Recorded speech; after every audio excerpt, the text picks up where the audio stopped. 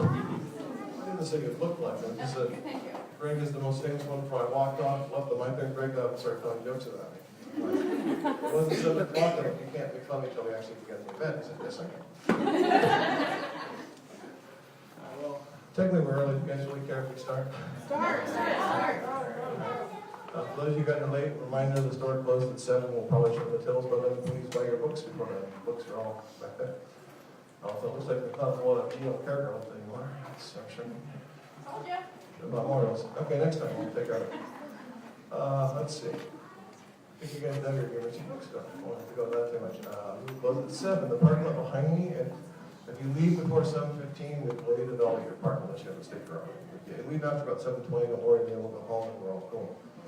So if you actually try and sneak that over, let me know, we'll deal with that. But many of you folks are going to come down and see if you wanted that early, right? Let's see. This is my only other event for the month, except for the Wild Grover event. We'll be doing the last Tuesday of the month. Still got February and March behind us, so check our calendar later. We'll be selling books in Emerald City. I will be the crazy-looking person in the booth up on the 6th floor, trying to keep it all together. Please buy all our books, so I can bring them home. It's going to be a crazy mess. It's like 25 offers from last year. It's going to be fun, except for the part where I won't be insane by the time we get those. Probably this year, the publishers like to make them insane. We'll probably do an event before the con here and one after. Last year we did Patty Break Transition the day after, just to see if I could stand. And they had to drag it afterwards. So hopefully this year it'll probably be not the same. I doubt it. So years ago I picked up a book by this one named Gail Carriger. I remember reading this and thinking, okay. The cover was probably a clue that would have parasols and there'd be weapons. I guess I didn't appreciate it at first just how much sarcasm and wit you could put in those books. I never have a problem with this. I grew up, I don't know what you guys did, but I grew up in a city that was Lassie and the wise-ass characters of some like in the world. And so these days we have people like Jim Butcher and Gail with the down. I think 3 series going. We'll take like it's the first one's finished and you're 2 are finished. And Esther Protocol is still away. And then you can ask what she's doing next, I don't know. Well, a few others I live who can write worlds, I appreciate this. I'm really sick with zombies and werewolves. And Joe, don't tell her that. Anyway, besides that, what can I say? She's here because she's in town anyway. She's not here for a new book release, but hopefully you guys will find something that you don't already have. And anyway, it'll be a lot of fun. Please welcome her.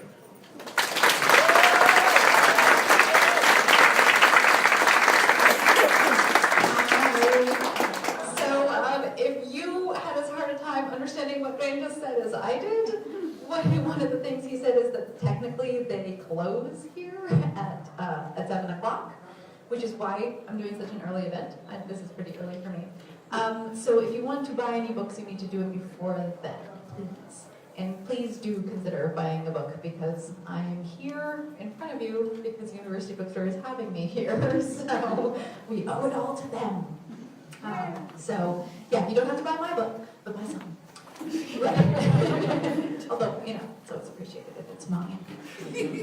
So, how many, there's some definitely familiar faces in this audience, but how many of you guys have never seen me do the Dog and Pony show before? Oh gosh. Oh, okay, wow. So apologies to those of you who have, but the sound system isn't great. But one of the things that's going to make it worse, should I have it down here? Yeah. Oh, okay. Remember. I'm used to doing like stand-up comedy where you have to breathe the mic. So no, we hold it down here. We hold it down here. Yeah. At the boobs. Got it. That's wait. And now I don't feel like I'm actually talking to a microphone. So one of the things that I do, which you're noticing already, is because I used to teach vast numbers of reluctant undergraduates, is I walk a lot, I pace when I'm talking to people, and that's because I like to see everybody's heads move, because I know you're still awake. And the other thing is I don't read, so apologies. I figure I wrote the book for you to read. Not for me to read at you. Also, I have really good audiobook narrators, and they do a much better job than I do with a British accent, which I don't have. So what I do instead is I basically just do Q&As. And you guys have taken the time out of your busy schedules to come and see me, author, in person. And so my attitude is I will answer any question you have for me. We are being recorded, so I might say, could you ask me that later in the signing line? If it's, especially if it's like a spoiler or something that I'm not allowed to talk about in public yet. But pretty much, it's open season. I'm happy to answer any question you have, and yeah, I guess I can start us off with some of the most frequently ones I'm getting right now, which is what happens. Reticence is in fact the last Custard Protocol book. Oh, yes. It's out August. I know it's a little delayed. I'm usually the beginning of January, but it's the beginning of August. And yes, so we're capping that one at 4 books. I'm not like ruling out ever writing another series or even continuing that series or anything, but my contract is up and I'm going to take a breather. So yeah, I know. So that's what's going on with those books. All the other La San Andreas stuff is continuing. The novellas are continuing, so don't you worry. And I have my first science fiction, official science fiction, coming out in May, which it doesn't have like a link or anything. It's called The Fifth Gender, and it's it is an alien police procedural on a space station with an alien who has 5 genders, or that comes from a culture with 5 genders, and there's a lot of sex in it. It's a GL book, so I'm calling it my space porn alien police procedural. Why not? You only live once, you guys. You might as well write the thing. So, would anybody like to start us off with any questions? Yeah, do it. Can we get more pictures of Lilliput on Twitter? Lilliput. Oh, if you follow me on Instagram, you get Lilliput all the time. Because I am unashamed to throw my cat at Instagram. I feel like Twitter is like, they like the cat, but it's less cat accepting. For those of you who don't know, Lilliput is my cat, who's a tiny tuxedo. I actually really want to, Lilliput is also trained, she does like tricks and stuff, like a little circus cat. And I really want to do a Facebook Live where I just like have my cat perform. But I just, to be perfectly honest, my house is never clean enough for that. The lighting's not great either. There's a reason I always do like video stuff in my office, because it's pretty. It's not shared with anybody, so I can keep it private. Yeah, I can bring the cat coming to the office. She probably would be fine. Other questions? Anybody? So we've seen you before in person. I've seen a number of photos at the cons, and I'm always wondering, where do you get your wonderful outfits? My clothes. Honestly, I am an inveterate shopper, and one of the things I do is when I'm traveling for like conventions and stuff, I shop. So I usually track down thrift stores or vintage stores, and then I like go rent a special something. I figure I'm shaped vintage so that I should wear vintage. So yeah, I do but I actually come from the Bay Area. We have, and I grew up going to New Street, and we get a lot of good vintage shops in our neighborhood. So I know all the ones in England too. Yes. All right, so every author has at least one love affair with one of their own characters. Oh. We know this. Don't lie. Any authors, we know. So you're gonna define your terms for me here. As in, I want to bang them, or Maybe you already have. as in, I just like love writing them. If there's one that you really want to bang, that's cool too. Oh, okay. Like, it could be platonic, it could be. But one I really want to be. One character that you just love above all the other characters. Do you have one? Oh, of course. I have several. But I'm Kelly, so there you go. I would like to be Lord Alabama. I would like to bang Madame LeFou. Because we all know she's great in bed. Without question, you guys. Although I do think Lord Pecan would be pretty fun too. Although Alexia might kill me. Depends. Fight. No, like if Biffy and Lyle would invite me in for a little, so, yeah. Oh, we got racing fast. This GL stuff is giving y'all a license. Yeah, so, but I think my love affair is Lord Alabama. I think he's tied very, not to get serious, but he's tied very intimately to like my childhood and all of my San Francisco aunties and like the drag scene in the 80s and also that's like. why he's my favorite character. But also this like profound loss from what was going on in the 80s. So so he's very, very dear to me, and he's also this sort of opportunity for me to exercise this Oscar Wilde, Scarlet Pimpernel kind of self-actualization, I guess. It's really fun to write. He's essentially a demigod. He's also like a kind of a nod to the capricious Greek gods, and because he's sort of all-knowing and kind of a very trickster character, and I always have great affection for tricksters. Yeah, he likes to be right. He likes to know what's going on. Fortunately for him, he's opted. So do I. That's why I'm a writer. I always know what's going on in my universe, right? I get to be right about it all the time. I wrote it. Great. Yeah, except when I'm not. That's why I have beta readers. Yeah. Do you have songs you associate with certain characters? I do not. So I know there were some writers, Carrie Vaughn in particular, who were hugely influenced by music when they're writing, and I am not one of those people.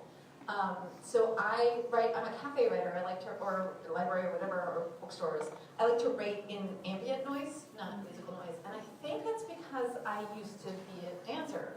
And so when music, and I was a pretty egalitarian dancer. I did a lot of social dancing. I was trained in contemporary and jazz. And so when music is playing, I want to dance to it. I don't want to write. So you'll like, if music starts playing too loudly in a cafe, I'll start like bopping in my seat. That's good exercise. Other questions? Yes, in the back. Well, we did get racy a minute ago, so what's going on with the novellas, speaking of racy? Racy. Poison and Protect? So there's Poison and Protect and Romancing the Inventor, Romancing the Werewolf, and How to Marry. And I think the next one is going to be, probably going to be a delightfully deadly one. And I'm pretty sure it's going to be Dimity. Yeah. So, and I just have to write it. But she started having that conversation, for those of you who were here really early and you overheard a little bit of an interview I was doing. I don't feel like I can start writing a book until I have what I call the moment of epiphany. And for me, that is two characters in conversation seen very clearly in my head. And it's not always the opening scene to the book. In fact, it's almost never the opening scene. For example, with Soulless, the first scene I ever saw was Alexia and Ivy walking in the park, which is the opening to the second chapter. But that was the moment where I was like, oh, I know these characters. They're in conversation with each other. I start to see the world around them, but it's always a conversation between the characters. And so I have lots of ideas for books, and I have lots of, characters that I want to give, their happy endings, or that I want to have a little adventure with. But until I have this epiphany, I don't start writing the book.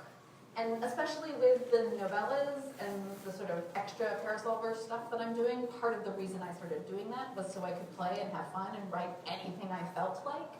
So those really wait on me having an epiphany. And the Dimity one, I have this little thing in the back of my head, Dimity one is happening.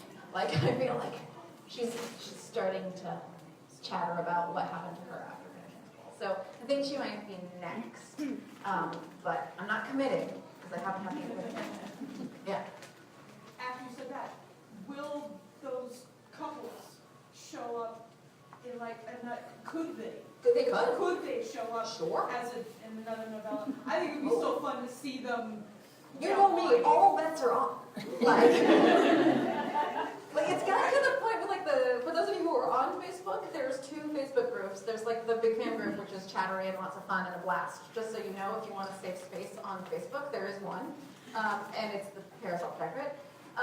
But it's just octopi and tea and pretty dresses.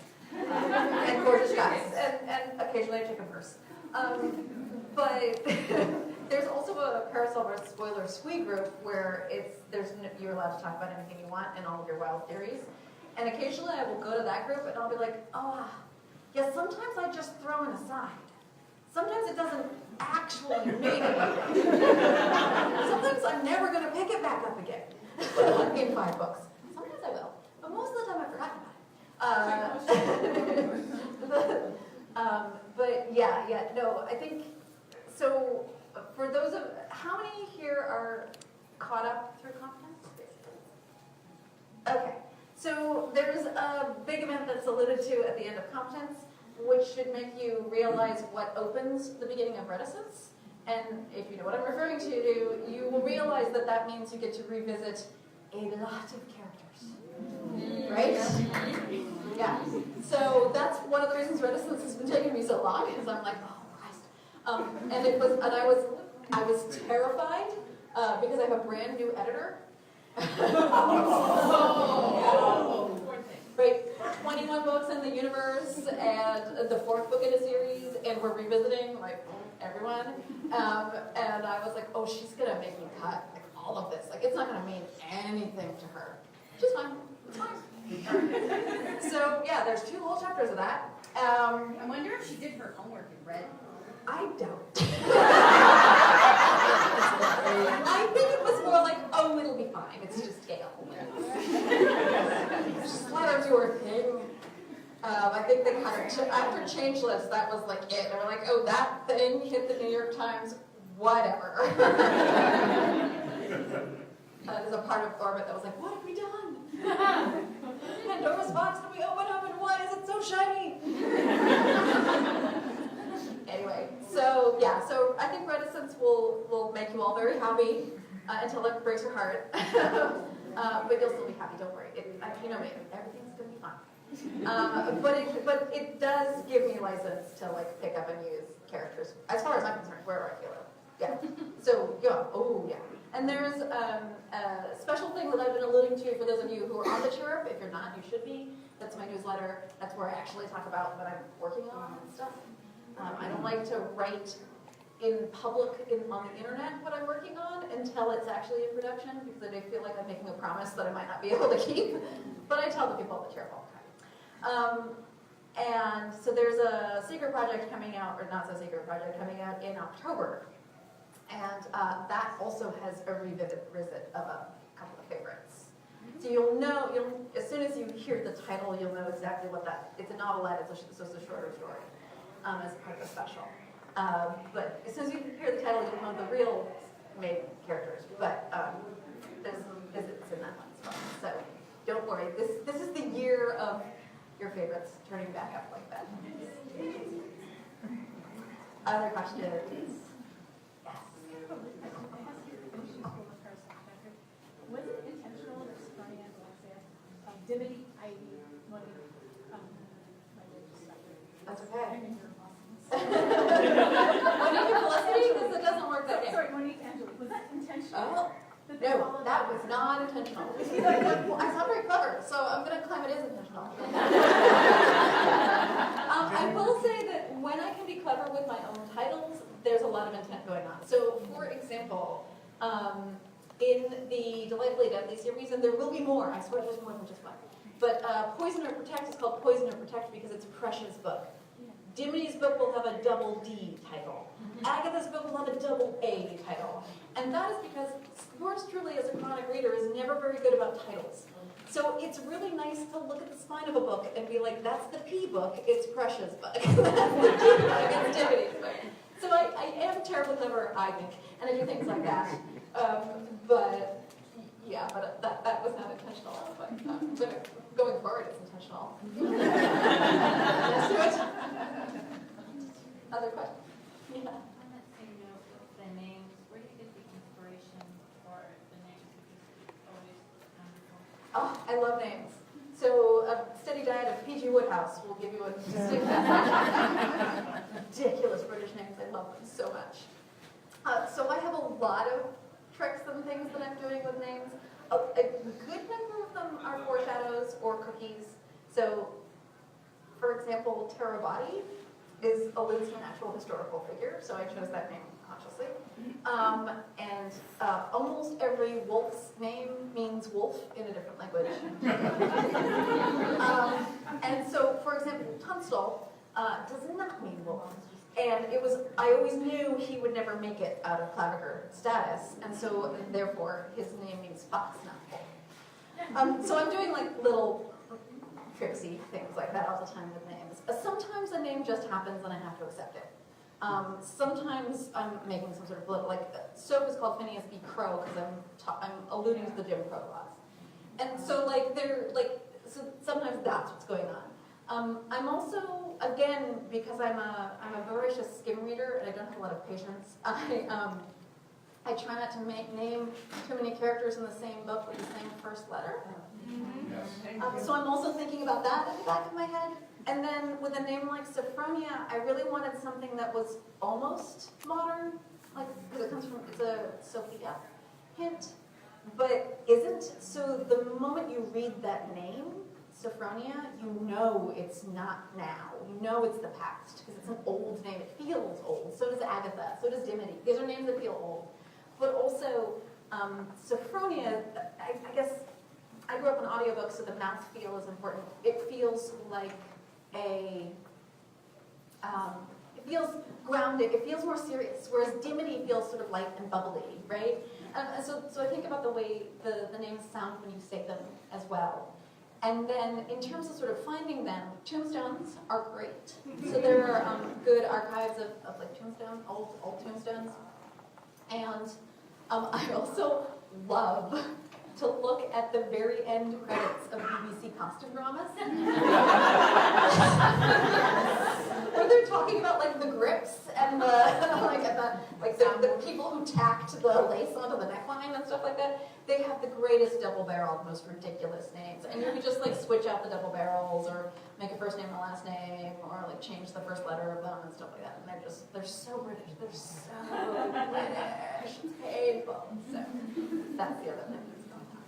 And occasionally I'll just take a name, like Festin Hugh. Because I'm like, why would you? Festin Hugh is Featherstone Hound. That long name. So the guy who turns up and he's constantly being engaged to various different characters throughout their self-directed series. It's pronounced Festin Hugh, and you're just like, of course it is. It's dumb. It's just dumb. It's English. It's British. They're dumb. Dumb about names. They're not names. Very smart about teeth. Pretty good on naming as well. Names. There's a great, is this Shibboleth? Is that how you say it? Which is a name that doesn't look anything like it's pronounced. And there's a fantastic YouTube song video about all of the crazy shibboleths that are in. And I have been tempted to just go through it and use them all in a book. Just play with your minds. And really, really mess with my narrators.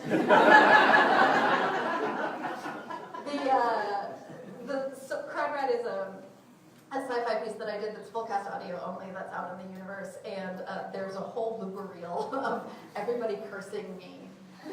Because even when I'm writing sci-fi, I really love like alliteration and stuff, and I'm just always throwing tongue twisters into my stuff just to mess with my narrators. Yeah, the blooper reel's great. It makes me very happy. All of us authors, secretly sadistic, Machiavellian masterminds. Somebody, of course. That's why we're authors. Control something. Oh, absolutely. Somebody writes to me and says, I kept them up all night, and I'm like, yeah!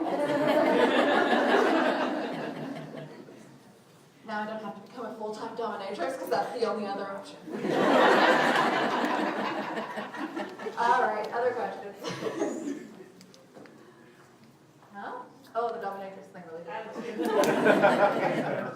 You're gonna have to pick someone. Okay. No, she's Okay, we were having a conversation on like writing in the car on the way here, and great. if you come to a spot that's just giving you trouble, I know you like plot everything in bits. Yes. You just skip to a next I chapter. do.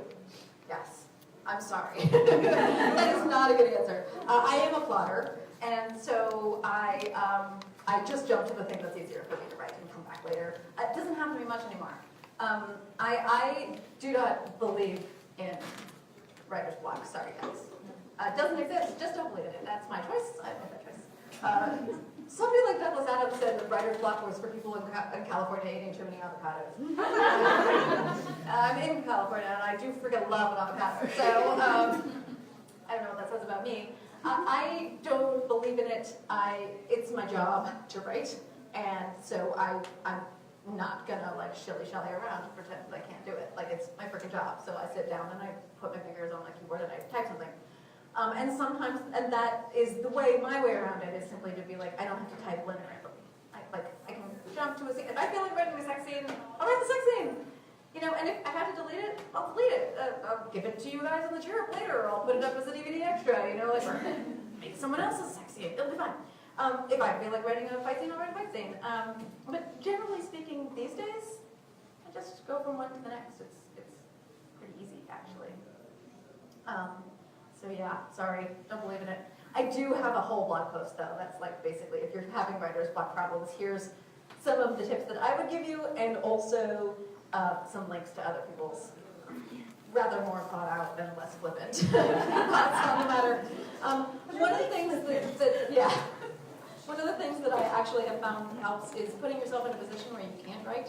Always good, like the shower or driving a long distance. Then suddenly you want to write.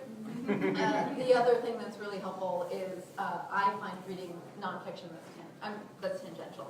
So if you're writing sci-fi, pick up An American Scientist, or I write all Victoriana, so I will just go read a secondary or a primary Victorian ladies' manners manual or something, and that will usually spark something.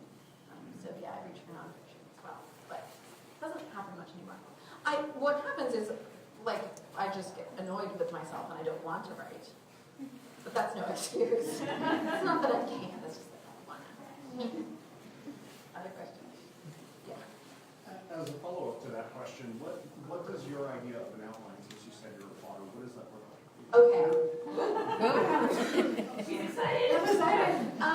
So this is one of those, like, authors, some of us like to define ourselves as either plotters or pantsers or outliners or adventure or discovery writers. Other people like to describe themselves as plantsers, you know, like a bit of both. So it kind of does, it's pretty flexible depending on the book. So sometimes I have a pretty detailed outline. Like Soulless had a really detailed outline. Curses and Conspiracies had a detailed one. It's like weird books that have very complicated detail. And by detailed, I mean it's not just kind of a loose assemblage of where the plot is going. It's also like sort of scene by scene breakdown or something. These days, I'm a Scrivener user. Love so much. I'm a very visual, organized writer, so I like seeing the layout. I like the way Scrivener does that for me. And so I tend to do, I always write about 16, 17 chapters for a book. And I know each one of those chapters is about 4,000 words for YA, 6 for adult. And so 4,000 for the novellas as well. I keep a shorter chapter when it's a shorter book. And so I go in and I kind of like lay in things I know need to happen or I want to have happen in each chapter. And that's sort of my outline, for lack of a better word, these days. But I have more of a handle on kind of the pace and the pulse and the breadth of my own writing now. I don't need the guidance as much as I used to. And for something like, if I'm switching genres very drastically, like if I were going to write a cozy mystery or something, I would lean more heavily on a more meticulous outline. I do recommend, if you're a writer out there who struggles and is trying to figure out outlining, Rachel Aaron's 2K to 10K, which is a quick, fast, cheap little guide read, and it teaches you how to kind of layer in to make an outline, and that is another way to do it. So you start, and then you start thinking about your scenes, and then you write a little bit more, and then you write a little bit more. So but it's not for everybody. I mean, I have one of my very good author friends is Merle Lafferty, and she's a dyed-in-the-wool pantser. She's like, I can't, if I know where I'm going, I don't want to get there.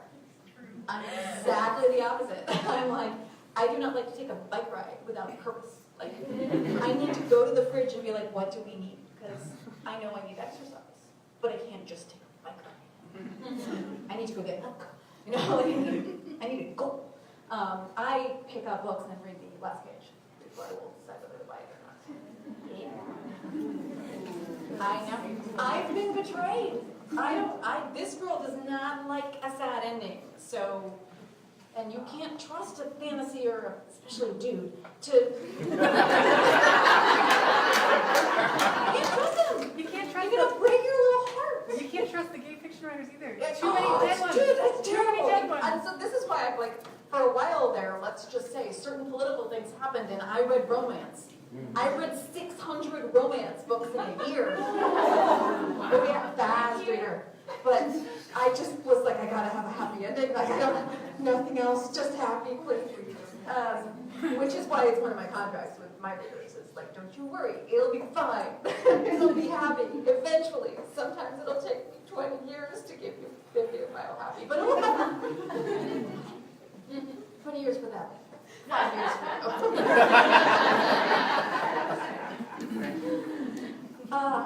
Yeah. More. Of course, exactly. They'll be fine. Yeah. So you said reticence is the longest book yet. No, it's not. It got slapped back down again. I just gave you less room. Sorry.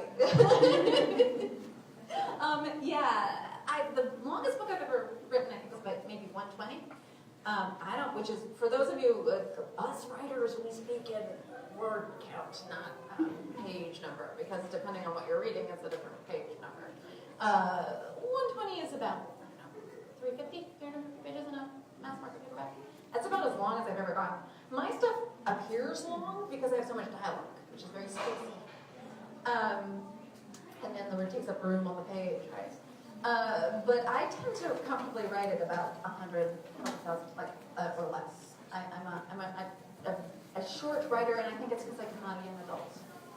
I really like young adult. I like to read it. I love writing it because its pacing is so fast, and you have to be so on point. And it tends to be 80K unless you're J.K. Rowling and people forget to edit you.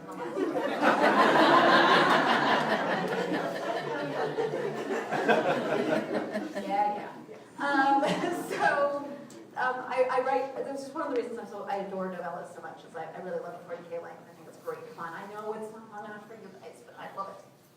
The other reason you will get all these novellas in the Pressverse is a novel length work I'm contractually obliged to offer to my traditional publisher.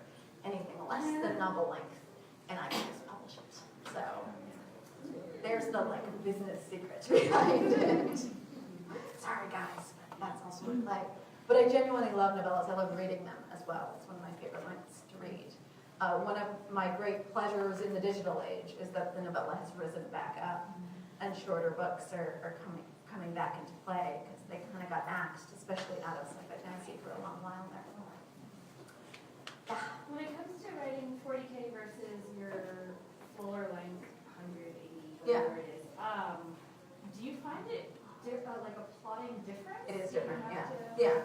And you'll notice this with myself. So I feel like with a novella, I can be a little bit more simplistic with the plot. One of the reasons they're romances is I can just do a play on two characters falling in love. I don't feel like I have to layer in anything else.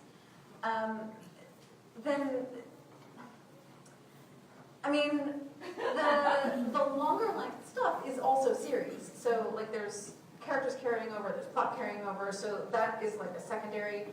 You'll notice I'll use multiple POV characters, but I'll do a flip-flop POV in a novella as well. So I guess it's not that hugely different between the two. But I guess the best way I could put it is that a novella tends to be closed more. So literally Poison or Protect is a house party, right? And How to Marry takes place all in kind of the space of a short amount of time in London, high society in London, right? You arrive in London, it's all there. Romancing the Inventor is all at a remote, hive, right? So it tends to be just less movement through space and time when I'm writing something shorter. And I feel like for something shorter than that, like a novelette or even a short story, it has to be even tighter. It's like one day's worth of activity. I'm not ignoring you, I'm taking notes. There are some authors that are not bound by that, but for me, I guess that's what I lean into more. And I love a freaking house party. I think I grew up with cozy mysteries, and there's something about the sort of combined tension of a bunch of people, a bunch of strangers or loose acquaintances. Regency romance. It's very appealing, yeah, exactly. And I always picture Poirot, One of you was a murderer. I guess it's one of you was screwing one of the other of you. Maybe more than one. Yeah. I was just going to throw out my favorite thing about short stories, which is I've always been told it's the end of the story, not the beginning. Yeah. I will say I love shorts, especially in science fiction and fantasy. I feel like a short can also deal with a concept in a very simple way, without getting waffly the way like someone like Asimov does, where you're like, what are we doing with this concept? Why are we still here? But a short, and so for me at least, I feel like short stories are kind of the best of prose. A good short story is unreal. It's incredible what a brilliant author can do with a short story. Like truly, truly remarkable. I'm not that person. I'm not a short story writer. I can do it, but I don't think I'm particularly good at it, and I don't really enjoy it that much. My characters need to like have something explode and then have tea and talk about it. They need to like waffle about a bit. I need to talk about a dress for a while. Banter is hard in short fiction. It's very hard to do, yes, a banter is short. I'm sure there are examples out there, but yeah. So I feel like my leaning is in shorter novels. That's kind of where I comfortably bask. Other questions? Yeah. You were just talking about how you plot out like the book, but you've also done several series. So when you're starting the plot of one of those, do you have an idea of where you're going? Sometimes no. Generally speaking, with a series for me is grappling more with the concept than I'm so. But so in the case of the Parasol Protectorate, I didn't know I was writing a series. Materially damaged my functionality. Which is one of the reasons that Changeless scatters so many threads up in the air, because I was like, oh, I'm writing a series. Hello. And then it took me 3 books to figure it all out. But so by Blameless, I sort of had an idea that I was writing a series, and it was going to take me 3 books to sort of finish that out. The YA series was a series from the get-go, so that's one's plotted, and which is why, to me, it feels tighter and cleaner as a cohesive 4-book series. And then the Custard Protocol, I thought initially was going to be only 2 books, so that's why those first 2 stand together. But then we weren't negotiating for the next 2, so it's written a little bit more episodically, although it is conceptually all of those books are dealing with how supernatural and steampunk evolved in different parts of the world. So there is a sort of underlying element of exploration that is cohesive for those. But you can read the first 2 as a pair and sort of the third one is standalone, and the sort of standalone. Although Reddit is really for you guys. Like, it would be really hard to read it and know what was going on if you didn't know the characters already. Other question? Yes. So I know from just following you for probably 10 years now, you used to be an archaeologist, and I was just wondering if we were going to see another place that you visited while you did that career. Yeah, for those who don't know, I'm a former archaeologist. I'm a lapsed archaeologist. And my sites often show up in the books because I'm like, well, let's go to Peru. I excavated there for a couple of years. So for the first time, I took my characters in Reticence to a place which you now know, because you've seen the cover, that I've never been before, which is Japan. And so I panicked and freaked out and tapped my very good friend Piper, who put me on to a Japanese sensitivity reader, because I was like, I need someone who's an expert in the Meiji Restoration, because that's the time period. Even though it's an alternate steampunk version thereof, I was like, I need to make sure I'm not offending anybody or making mistakes. Which is interesting.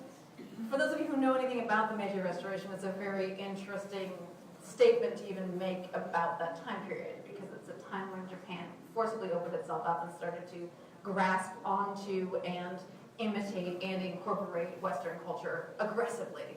So the idea of misappropriation and stuff is very interesting when you're grappling with Meiji. But anyway, so I found a fantastic sensitivity reader, and all is well. But often that's what I'm doing, is I often take my characters to places I've visited because I feel safer about it. Because I know the history and I can do the research really well. but also because when you visit a place, even if it's a now place, you still get, I feel like, I don't know, the shadows and the light and the smell and the taste of the cuisine in a way that translates better into even fantasy than just doing the research. To me, anyway. It's one of the reasons I'm obsessed with doing things like cooking.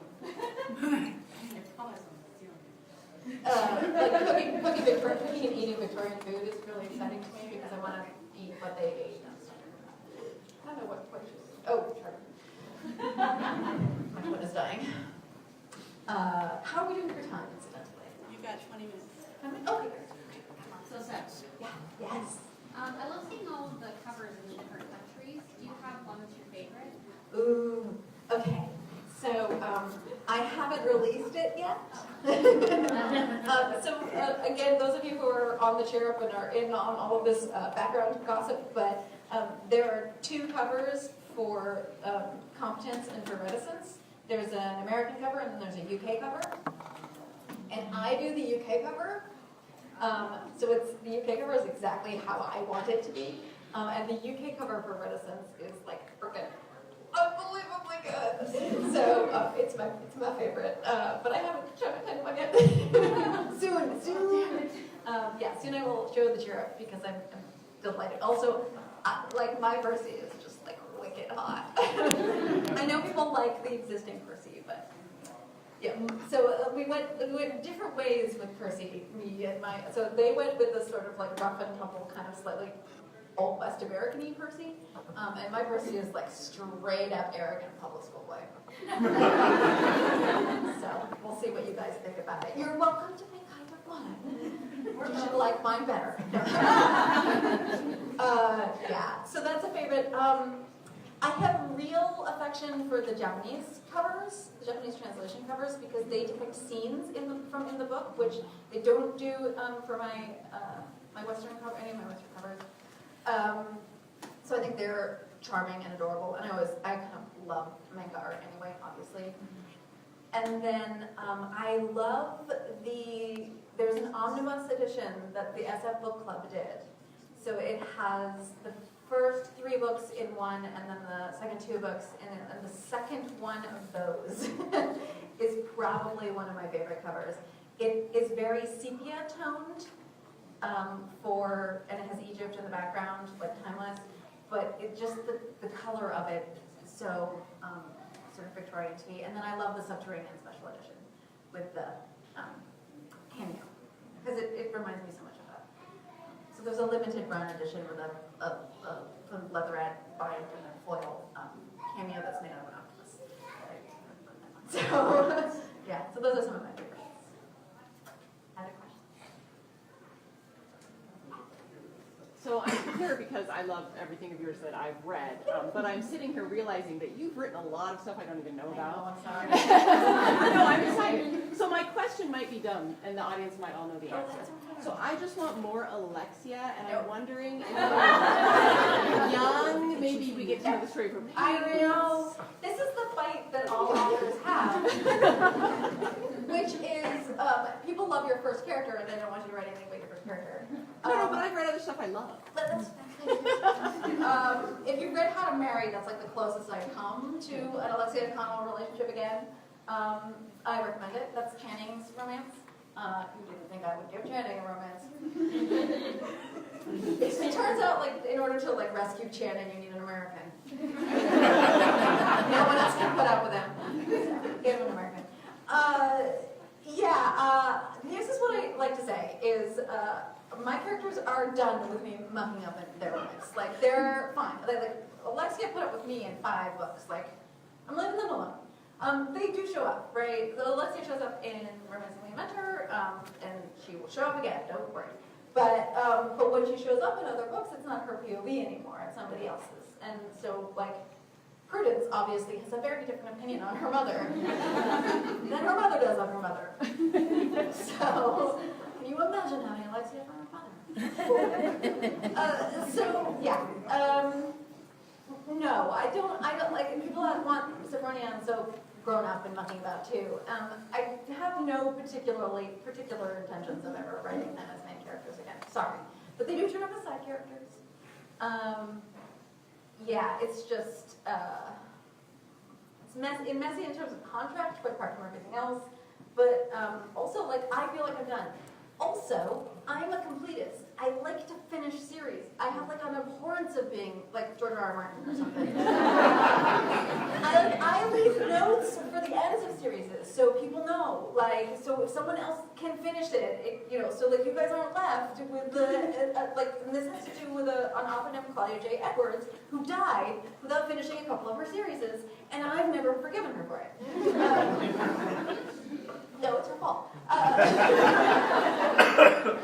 So, I like to finish series. I don't really like never-ending series of the boring Thompson variety, should I say. And I'm also scared of jumping a shark. Like, there comes a point where you can, as a reader, I feel like you can kind of tell if the author is tired of writing it. Yeah. And, you know, you should leave a party when you're still enjoying yourself, and when people are still enjoying you, and you're not too drunk. So, that's how I feel about series. Yeah, so, sorry. There's more. It's all so good. With all your knowledge from being out in the field and traveling, have you thought about doing like a compendium or encyclopedia of all the cool historical things you visited in different cities? Nonfiction. Teapots, or what is your world for the soulless world or present world? Not really. I mean, there's a wiki. There's the wiki out there, which is crowdsourced. So if you want to contribute, please do. I use it. It's my world Bible. Yeah, because I forget. My memory's gotten more and more simple because I've gotten older. So I depend on like people filling in the wiki for me to know what's going on with characters, colors of eyes. Yeah. I mean, I have thousands of characters at this juncture. So yeah, no, I've never thought about doing, I mean, something like recipes would be fun, but I do want to write fashion. Yeah, I know. I do want to write nonfiction, but it's nothing to do with the world. I want to write a heroine's journey guide for authors. Yeah.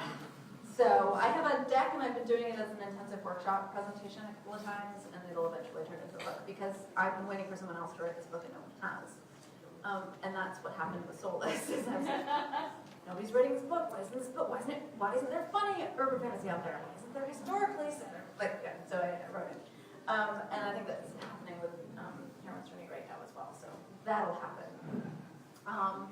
But mostly it kind of revolves around my time and where I want to spend it most and what I want to write most and what I'm contractually obliged to write. So, other questions? Kind of like a fun question. You've listed that one of your parents is a curmudgeon. Yes. Now that your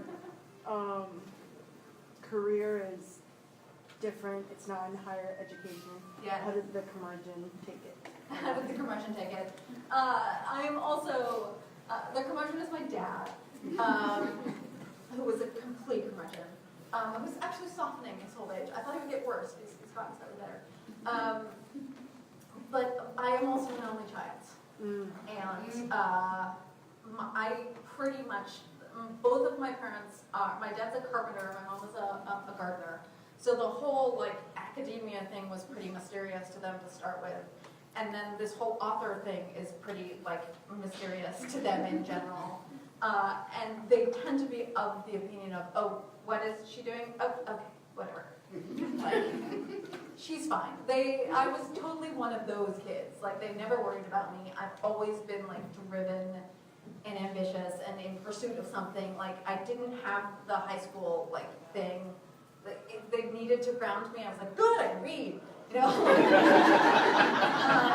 So most of my parental like reaction to me is one of like profound pride and complete confusion on both of them. I mean, my mother was, my mother's a little disappointed I didn't have children, but her solution to that is a sort of shrine to my books, her brand books. She has like a framed picture of the New York Times listing. It's kind of of adorable. So she's still mad I didn't have kids, but we're over it. But yeah, so the curmudgeon is fine. And yeah, he's a sweetie. I'm definitely a daddy's girl. And if you wonder where, all those gruff werewolves come from. My very Viking father, my father's a great 6'4" Dane. Any last questions? Yes. What made you take the jump from academia to writing funny urban fantasy? I know, it's weird, isn't it? Yeah, a little bit. Although if you hang out with the art department at any university, you realize it's not that weird. We're all like social jokester, like geeks, in any anthropology department. I think so. To make a long story short, I always write. I always wrote. It's like reading for me. Like I was going to write fiction no matter what. I just work that way. I was also writing a PhD, and so I had sent Solus out. I wrote Solus on a dare because nobody was writing this book that I wanted to read, and so I was like, I'll write this thing in 6 months, and I will send it out, and I will not be a perfectionist about it and keep editing the first chapter over. I'll just send it out. And right around that same time, I was beginning to become disenchanted with academia. The politics of money and grant writing, also teaching ratty undergraduates who are there to get the credit, all of that. And there's an old saying, which is the moment you begin to feel contempt for what you're doing or the person you're with, it's about time to reconsider that relationship. And I was starting to feel contempt for my students. This is not a good place to be in. And I got diagnosed with a nerve degenerative disorder because I was writing too much, because I was writing a PhD and then I was writing fiction. So I was literally never not writing. And the specialists were like, well, stop one book. And I'm like, oh, so career or passion? Great, thanks. And then New York called and said, we love your book. Oh, all right. But I'm not stupid. So I stayed and I worked and I saved up 6 months living expenses because that's what you do. You don't quit your day job. And I kept my day job. And I'm also eminently employable. I have tech experience and I worked retail. Like I can work anything. I used to be a bartender. So I was like, oh, and my partner at the time was a VP at Google. And I was like, you know what, honey, just take a break. See if this writing thing works. And so I took 6 months. And then Changeless hit the New York Times, and then Blameless hit the New York Times, and then I was like, oh, okay, maybe you do make a living from writing. 10 minutes, so if anybody needs to buy a book, it's a chance. I promise I won't say anything interesting. Yeah, so I'm sitting in front of you, basically, that story. And I'm not archaeologist anymore. I do miss it. There's something about academia I miss the most, which is what Wittgenstein would call a private language, which is there's a point when you're a real expert in a field where you can have an entire conversation that everyone around you swears is English. But, it's literally like me and 3 other people talking about like glazed clay body interaction layers and inductively coupled plasma mass spectrometer analysis from Raqqa in Syria from the 8th to 12th century for 45 minutes. And so I miss that. But then occasionally you get it with authors. So I build a team of author friends and occasionally we'll get together and talk about plotting or marketing or something. It's the same kind of deal. All right, we're going to do real fast. 1, 2, 3, 4, 5. Go. I know you mentioned online that you're trying to work with Shelby Adina, who is I do. Yes. Do you have any author friends who are completely different genres from you? Oh my God, yes, absolutely. I have a whole cadre of neurotic male fantasy authors. like fraught with anxiety and raping all of their characters. And I'm like, we are in a pact where I do not read them and they do not read me because we would never respect each other. But boy, do we drink at the bar. Yes. So also a lapsed archaeologist. Yay! I was just wondering what your favorite place to dig was. I had a long occupation site called Chocopilco in the highlands of Peru, which they go to in Compton's. And it was Wari, Inca to colonial. It's a fantastic site. It was so good. It was both ritual and household. So and I'm a household archaeologist by preference. I like to see how people lived. It's a fantastic site. Yeah. So although Pikiapta, if you're ever in the Highlands, is open to visitors. It's a Wari single abandonment site. The Wari left it when the Inca were invading. It is it's one of the best. You can literally walk through people's houses. It's a little bit like Peru's version of Pompeii or Herculaneum. It's very well excavated. People don't know about it. People go and they go to freaking Machu Picchu and go to Pikiapta. Nobody goes there. It's great. Fantastic site. So, we had another one. Yes. Yes, and then Okay, do you feel that the editing process and going through traditional first really helped you when you went and it gave me a platform and it gave me exposure. I still think, especially if you're writing young adult, that it's worth trying to query a traditional house first. The aforementioned neurotic male fantasy authors, there are some people ill-equipped to publish independently. Like, they just don't have the skill set. Data-driven, loves an Excel spreadsheet, like happily plugs away with numbers with Amazon, like AMS and stuff like that. A lot of authors, not like that.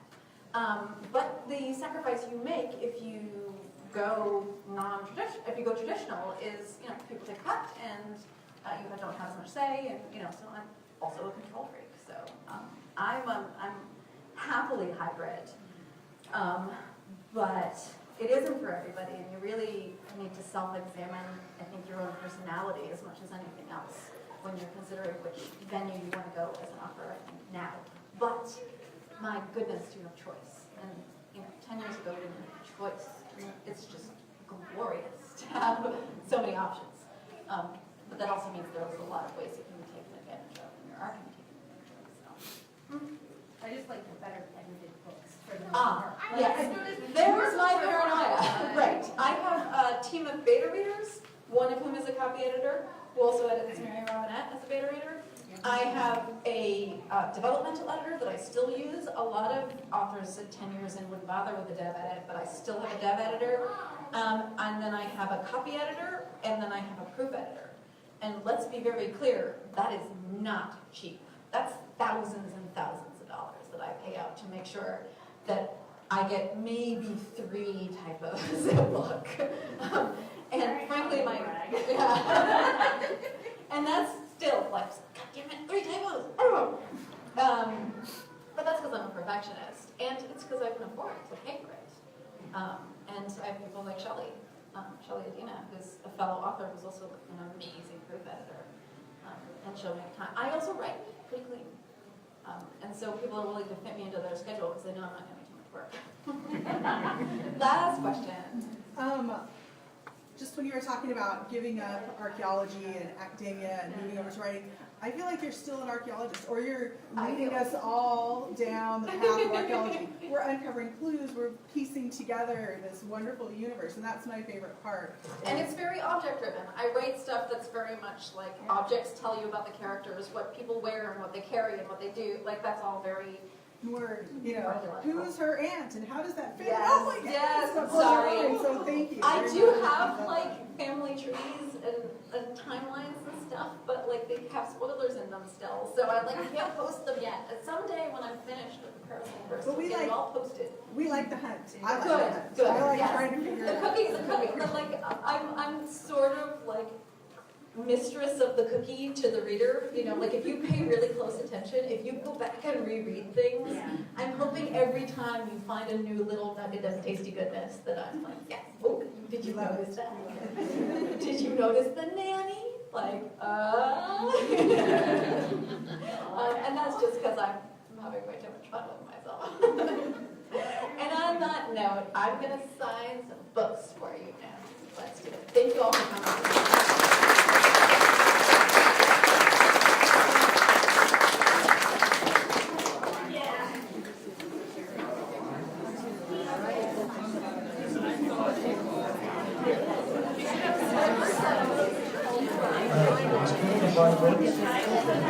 Text it on there, or you can go downstairs by cash, just pick up for a few minutes. Do it line by line, the second was late.